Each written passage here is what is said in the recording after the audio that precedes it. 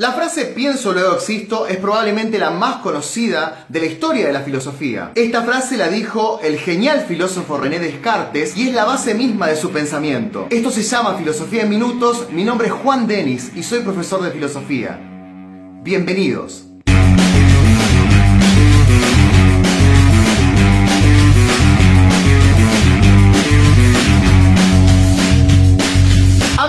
Descartes es bastante interesante porque hay como dos visiones encontradas acerca de lo que es la etapa previa al pensamiento de René Descartes. Están los que piensan que la etapa previa al pensamiento de Descartes, es decir, la etapa medieval, es una era completamente oscura. Están los que piensan que era una era completamente angelical. Pero lo cierto es que como nos dedicamos a la filosofía, tenemos que tratar de ver las cosas como son. Pero lo cierto es que nosotros nos dedicamos a la filosofía y no podemos dogmatizar acerca de una era sin investigar qué es lo que ocurría antes del pensamiento de Descartes.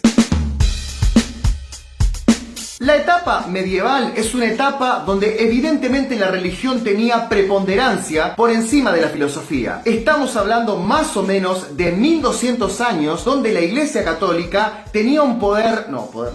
Fue la etapa de la fundación de las universidades. Fue la etapa donde muchísimos pensadores, algunos considerados teólogos, otros considerados filósofos, llevaron adelante sus ideas en innumerables libros.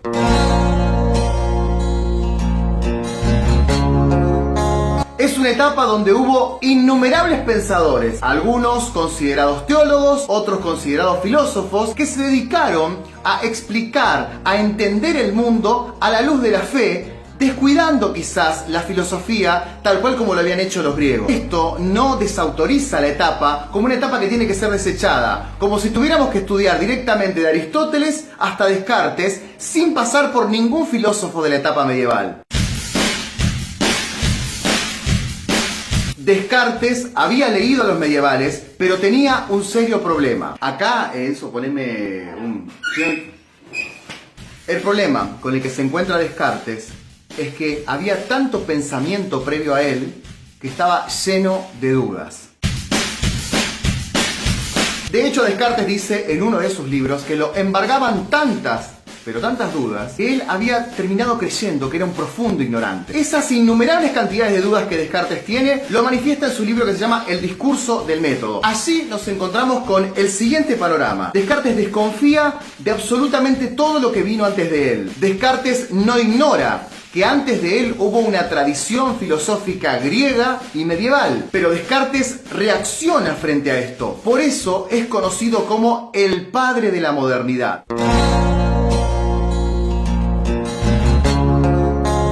Descartes es el primer moderno en pararse frontalmente frente al medioevo. Descartes ataca directamente al medioevo, dudando de absolutamente todo lo que se piensa en el medioevo, de todos los teólogos del medioevo, de todo lo que fue el Renacimiento y también duda de toda la historia del pensamiento. Por eso, la duda de Descartes es una duda hiperbólica, porque si él logra dudar absolutamente de todo, el destino final de esa duda será una certeza que no se pueda rebatir.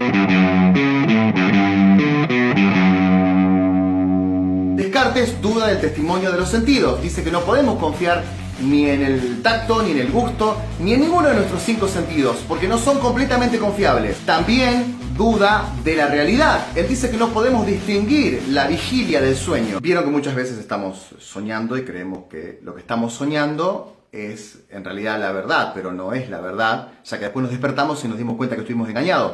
Eso dice Descartes. Y Descartes, al llevar su duda al extremo, al ser una duda hiperbólica, duda también de las certezas científicas, por ejemplo de las matemáticas. Ahora, ¿cómo hace Descartes para dudar de las certezas matemáticas? Ya que sabemos que 2 más 2 es 4 y no tiene sentido dudar de eso. Acá es donde aparece la figura del genio maligno. ¿Qué es el genio maligno? Dice Descartes, bueno, evidentemente es un poco absurdo dudar de las matemáticas. Debe haber un genio maligno cuyo destino es solamente engañarme todo el tiempo, que hace que yo crea que 2 más 2 es 4 cuando en realidad quizás 2 más 2 no es 4. Esta hipótesis del genio maligno es evidentemente un punto flaco, ya que muchos critican esta parte de Descartes porque parece ser que no es del todo coherente. Yo creo que lo interesante de la hipótesis del genio maligno es que Descartes quiere dudar absolutamente todo, incluso de lo que científicamente consideramos que es cierto. Por lo tanto, una vez que dudamos de todo, dice Descartes, podemos encontrar una certeza, y esa certeza es que estoy pensando. Puedo dudar de todo, de lo que no puedo dudar es de que estoy pensando. Por lo tanto, si pienso, estoy existiendo. Pienso igual existo. Por lo tanto, pensar y existir son la misma cosa. Ahora, ¿por qué todo el mundo dice pienso, luego existo? Bueno, por la sencilla razón de que pensar y existir se plantea en este caso como se plantea la lógica. Es como si decimos 1 más 1, luego 2. Es decir, 1 más 1 igual 2 es lo mismo que decir 1 más 1, luego 2. Lo que Descartes está diciendo en realidad es pensar es igual a existir. Pienso igual existo. Pienso, luego existo. Con este método cartesiano encontramos el comienzo de la modernidad. Toda la modernidad se va a diferenciar del medioevo en que el sujeto empieza a ser el centro del universo. Es por eso que en la modernidad hablamos de un antropocentrismo, cuando en el medioevo, es decir, antes de 1600, antes del pensamiento de Descartes, antes de las grandes revoluciones de la modernidad, el centro del universo era Dios, había un teocentrismo. Y como esta palabra, perdónenmela, pero el monopolio de la religión y de las creencias en Occidente la tenía la Iglesia Católica, evidentemente también teníamos una especie de catolicocentrismo, horrible la palabra, borrala. Entonces, evidentemente tenemos un poder hegemónico de la Iglesia Católica durante todo el medioevo, tenemos un teocentrismo que Descartes va a atacar y va a proponer en realidad como un antropocentrismo, es decir, que en el centro del pensamiento esté el sujeto. Descartes descubre la subjetividad, descubre al ser humano pensando, descubre al ser humano racional que ya no va a esperar de Dios que provenga algo, sino que él mismo va a salir a la búsqueda de una verdad sin la necesidad de una revelación previa.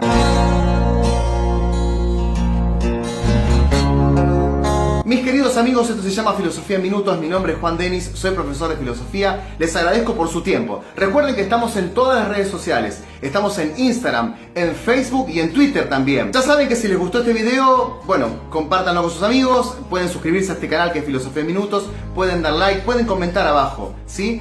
Gracias por estar del otro lado, nos vemos en el próximo video, ¡chao!